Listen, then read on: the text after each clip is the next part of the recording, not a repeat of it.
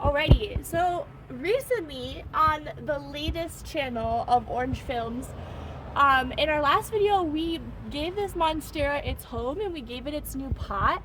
However, it's already gotten quite tall, it's already vining out quite a bit, so we're gonna go ahead and give her a brand new home today.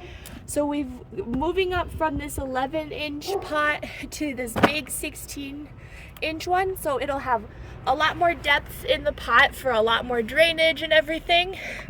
And so we've got all kinds of good materials here for that. If you look inside the pot already, we've already lined the bottom where these drainage holes are on the bottom. We've already lined them up. Here, I can get these out here. With our rocks. And those are just gonna add a layer of drainage to the bottom of this bin. Alright, so we added some bigger rocks to it this time. The last time that went in this small one, we just added these really small pebbles like that are for like a fish aquarium. This time, since it's getting a bigger home, we gave her an upgrade. We gave her some bigger rocks just because we figured it needs a little bit more drainage. We're still going to add the rest of these little aquarium rocks though, just to fill the bottom. So it has a nice rocky, arid bottom on the very bottom. Alrighty.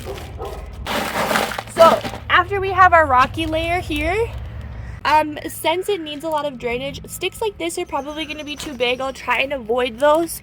But we tried to find as much of this like barky stuff as you could. If you grow orchids, you're probably familiar with using pine bark. That works perfectly. We have aspens here in Minnesota, so that's probably what this is. And we're just gonna put this bark here. Again, avoid some big ones like this. Like the really long sticky ones aren't gonna help us as much. Alright, there is its last layer here. The next pot, so in our pot we have the rocky layer at the bottom, and then we just added this layer of mulch here at the top. To go with this layer, we're gonna add a new addition. We didn't add this last time, but it's cocoa coir. This is something people use often with orchids as a nice nutrient dense layer. Alright, also since our girl is getting nice and big, we've got these moss poles. A lot of times people prefer them thicker, but since we're cheap, we're going to use these skinny ones today.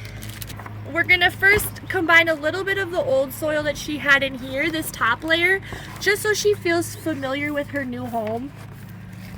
And it also will help me get her out of this pot that she was in before.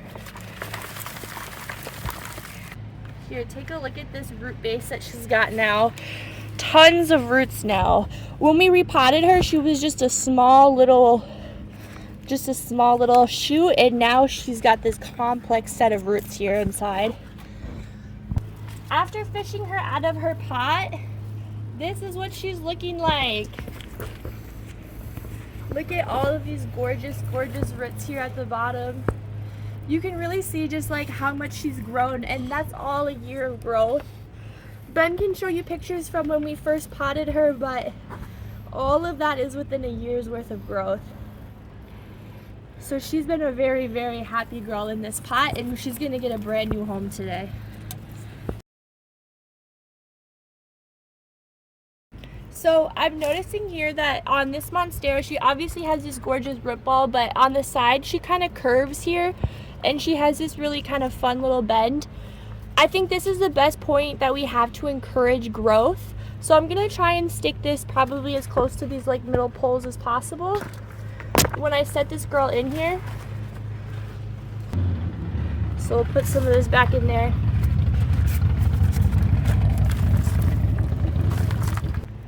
Alright, you can still see some of Ben's like aquarium pebbles have made it back to the surface. We're not going to worry about it. Honestly, the like rockier and like more coarse your soil is, the more drainage they have, and honestly the happier they're going to be. I'm going to move these poles over to this corner just because I feel like now that this is where the root's sitting, it's where we're going to get the most support for her to grow. Don't be afraid to get your Monstera super, super wet. they're used to living in like desert environments where it only rains a couple times a year. So they're used to getting like torrential downpour or like no water at all. So when you water it, overwater her, make sure it's nice and saturated until you see the water dripping out the bottom. I see it's still dry down there. I'm gonna keep going until it's leaking out the bottom. That way you know all the roots have the ability to hold on to that moisture. You know she's ready if she's dripping down here at the bottom. So you can see here the water's coming out from those bottom drainage holes, so you know you did a good job and she has enough drainage. So this is the final thing after repotting. That's a very beautiful leaf. It's a perfectly variegated one. Look at this one. They're all gonna look like her pretty soon.